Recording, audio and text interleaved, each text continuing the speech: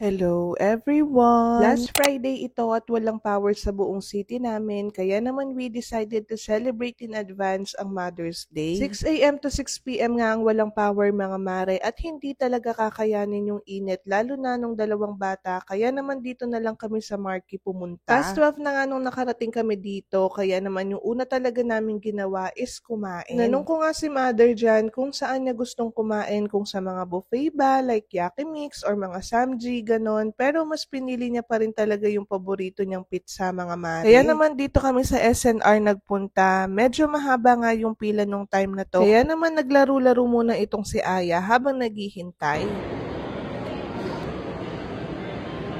Bulaga! Bulaga! Peekaboo!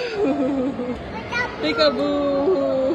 Di rin naman din nagtagal, dumating na yung order namin at nauna ko na ngang pinakain si mama ko at ako naman pinatulog ko na itong si Nael. I-share ko lang sa inyo mga mare na sobrang thankful talaga ako sa nanay ko at kapatid ko na to, lalo na sa mama ko syempre. Dahil sila nga yung katuwang ko sa pag-aalaga sa mga anak ko, lalo na nagtatrabaho ako. Syempre maliban sa asawa ko na graveyard, yung ship, sa papa ko at sa kapatid ko na si JM, sila talaga yung malaki ang natutulong sa pag-aalaga sa kanila. Kaya nakakapag-office ako. Kaya naman hindi lang today, pero everyday ko na-appreciate yung effort at pagod nila sa pag-aalaga, knowing na hindi naman talaga ganun kadaling mag-alaga ng toddler at ng infant. Kaya naman thank you so much mama. Thank you everyone. Anyway, pagkatapos kumain, sinakay ko muna itong dalawa dito sa carousel habang naghihintay nga rin ng oras. Yeah, dito niya oh.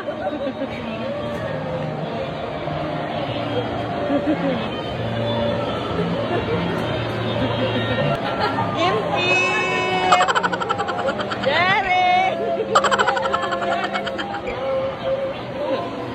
Katapos nagkikrave nga rin daw ng DQ si Kim kaya umorder kami at nagstay muna kami dito. Ko na rin pala sa inyo itong blush na gamit ko mga mare. Itong blush talaga yung hinahanap ko, yung parang natural looking lang na blush. 99 pesos lang ito kaya naman ilalagay ko yung link sa comment section. Habang naghihintay nga ng oras kanina mga mare, napansin ko nga itong sapatos na suot ng mama ko. Sa akin pa nga yan nung nag-work pa ako sa unang company na pinasukan ko, which is sobrang tagal na, like mga 10 years. Ganon. Pero dahil matibay talaga siya at comfy talaga siyang suotin, ayan, bet na bet nga talaga siyang gamitin ni mama ko. Kaya naman naisip ko, why not, ibili ko siya ng bago. Sakto naman, di kalayuan sa inuupuan namin, ay nandito yung Payless. Meron nga silang Mother's Day promo na 50%, kaya naman sabi ko sa mama ko ay mamili na nga Marami siya. Nga siyang sinukat dyan at eto nga yung pinaka nagustuhan niya. Unfortunately, wala nang stock, kaya naman eto na lang yung pinili niya. Comfortable daw kasi sa paa, tapos masusuot niya kahit anong outfit. Hindi ko na matandaan yung exact original price niya, pero after the discount, 800 plus na nga lang yung binayaran Budol ko. Nga rin pala ako ni Kim dito, pero bala ko talaga siyang ibili ng bag pang school, pero since naka-promo na rin naman dito, eto na lang nga yung binili ko sa kanya. 11 na kasi siya sa pasukan at yan nga daw yung bet niyang design. Ito naman, nasa 1.5